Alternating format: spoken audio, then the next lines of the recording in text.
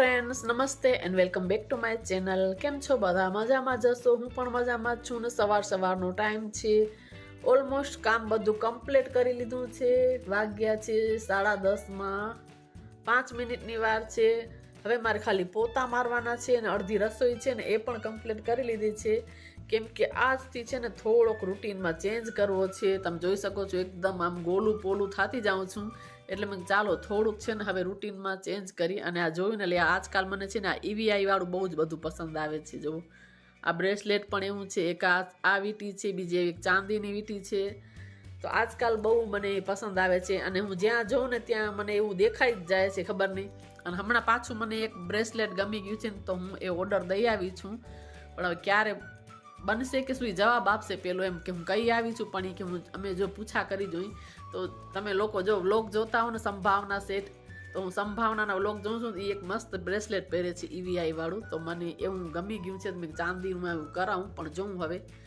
તો ચાલો વાત તો ઓછી કરીએ, પણ આ દેખાઈ ગયું ને એટલે મને યાદ આવી ગયું કે મેં કીધું છે, હવે ખબર નથી. અને ચાલો હવે આજથી છે ને થોડુંક રૂટીનમાં મારે કરવો છે ચેન્જ. કેમ કે પહેલાં તો છે ને હું વોક કરવા સવારે વહેલી જતી, એટલે કે 6:30 તો હું નીકળી જ જતી, એટલે 7:30 સુધી પાછી આવી જતી 1 કલાકમાં. ક્યારેક જ 1 કલાક ને 5 મિનિટ લગભગ સુધી તો કલાકમાં આવી જ જતી. તો આજકાલ છે ને સવારના બહુ ઠંડી લાગે અને મારે આમે એલર્જી છે ઠંડીની થોડીક, એટલે શરદી થઈ જાય. તો મેં કીધું ચાલો એવું વિચાર્યું. એટલે મને તો આઈડિયા નહોતો જ આવ્યો, મારા હસબન્ડે મને આઈડિયા આપ્યો કે તું 10-1 વાગે જા. એમ એ સારું છે એમ, કેમ કે હું ફટાફટ અડધી રસોઈને હું કરી લઉં ને 10-10:30 હું જાઉં વોક કરવા.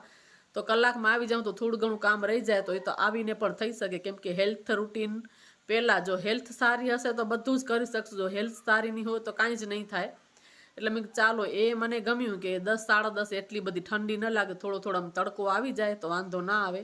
એટલે જો મેં છે ને શાક કરી લીધું છે, ભાત કરી લીધા છે, પણ રસોડામાં છે ને વાસણ બધા બાકી છે. તો મેં ચાલો કાંઈ નહીં, એ છે ને હું આવીને કરીશ. તો જો આમાં ભાત થઈ ગયા છે અને સોરી શાક થઈ ગયું છે. આમાં ભાત છે અને આ ભાતવાળી તપેલી ધોઈ નાખી છે. કેમ કે આ લોખંડની કઢાઈ છે ને તો પછી હું બહાર કાઢી લઉં. એટલે જો શાક પણ સરસ મજાનું થઈ ગયું છે એકદમ. તો મસ્ત મજાનું જો ફુલાવર બટેકાનું શાક થઈ ગયું છે. હવે એનું બહાર કાઢી લઈશ. અને લીલા ધાણા મારી પાસે પૂરા થઈ ગયા છે, એટલે વોક કરીને રિટર્ન આવીશ ને તો ત્યાં રસ્તામાં શાકવાળા અમુક હોય છે તો હું લેતી આવીશ ત્યાંથી જ.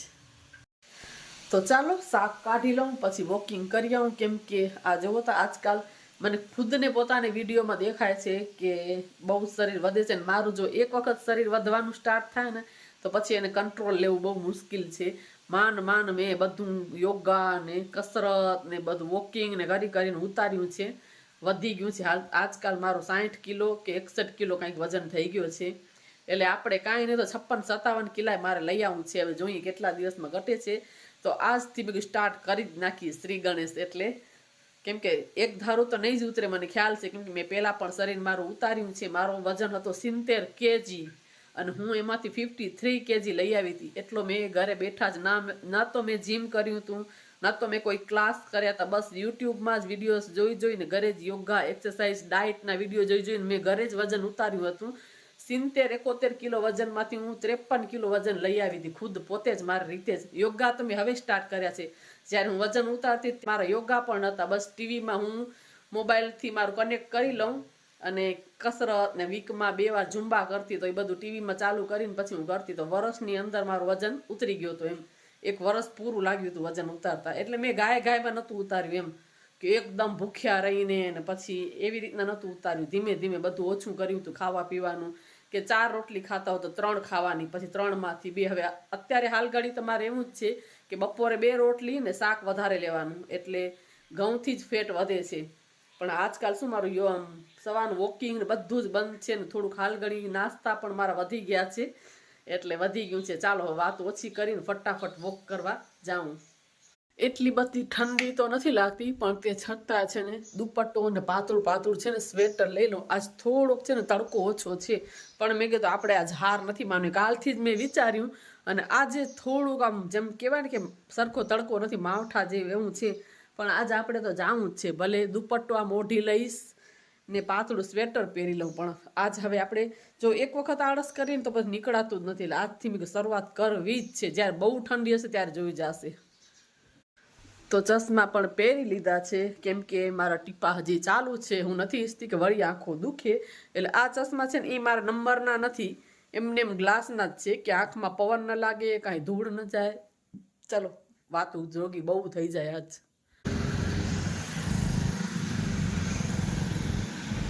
જો ઘરે આવ્યા હતા મહેમાન, હવે હમણાં જ ગયા છે ને બધું એમને એમ પડ્યું છે. મારા મામાની છોકરીને લગ્ન છે ને, આવ્યા હતા કંકોત્રી દેવા માટે. અહીંયા છે ને કોન્ટેક નંબર છે ને, એટલે આમ રાખી દઉં હાથ. જો લગ્ન છે એની કંકોત્રી આવી છે, એ આવ્યા હતા દેવા માટે. તો હું વોકિંગ કરીને વળીને તો રસ્તામાં જ કોલ આવ્યો કે ઘર મળતું નથી, એટલે મેં કીધું હું રસ્તામાં જ છું ને, જસ્ટ કેટલા 500 મીટર જ દૂર હતી. એ લોકો ઊભા હતા, શેરી મળતી નથી. તો હવે કંકોત્રી વાંચી લઈ છે. લગ્ન, મામાની દીકરીના લગ્ન છે, તો એ લોકો આવ્યા હતા. તો જો આ છે એની કંકોત્રી લગ્નની. આપણે વાંચી લઈ શું છે, કેવી રીતના છે.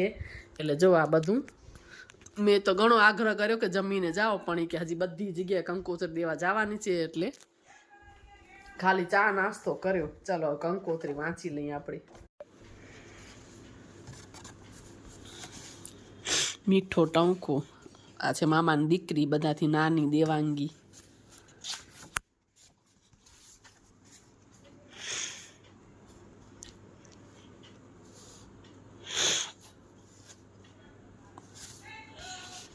આ જો આ ત્રણે મામાની દીકરી છે, 4 દીકરી છે.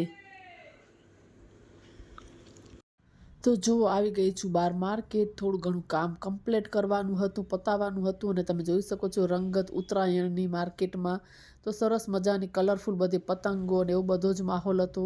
ને ગામનું કામ પતાવીને પછી થોડુંક ભુજમાં પણ જવાનું હતું, પણ ત્યાં ચાલ્યા ગયા છીએ. એટલે આજ આખો દિવસ ક્યાં નીકળી ગયો ને ખબર જ ના પડી. અને પછી જો આવી રીતના ઘરે પણ પાછી આવી ગઈ હતી, ને પછી યોગાનો ટાઈમ થઈ ગયો હતો, એટલે ચાલો હવે યોગા ક્લાસ જવાનું છે. તો ત્યાં જઈએ તો જો પગે વોકિંગ કરતાં કરતાં અમે બંને દેરાણી જેઠાણી છે યોગા ક્લાસમાં આવી ગયા છીએ. તો બસ બેસીને યોગા કરશું. અને એના પહેલાં થોડી વાર છે ને ગ્રાસમાં હું ચાલું છું આજકાલ, તો થોડુંક આમ હેલ્થ માટે પણ સારું છે. અને પછી અમારા યોગા ક્લાસ છે એ સ્ટાર્ટ થઈ જાય છે, એટલે બસ થોડી વાર વોકિંગ કરી લીધું. અને ત્યાં બધી જો લેડીઝો છે આવવાના સ્ટાર્ટ થઈ જાય છે, એટલે પછી અમારો યોગાનો ટાઈમ થાય, એટલે યોગા એ ટાઈમે સ્ટાર્ટ થઈ જાય છે.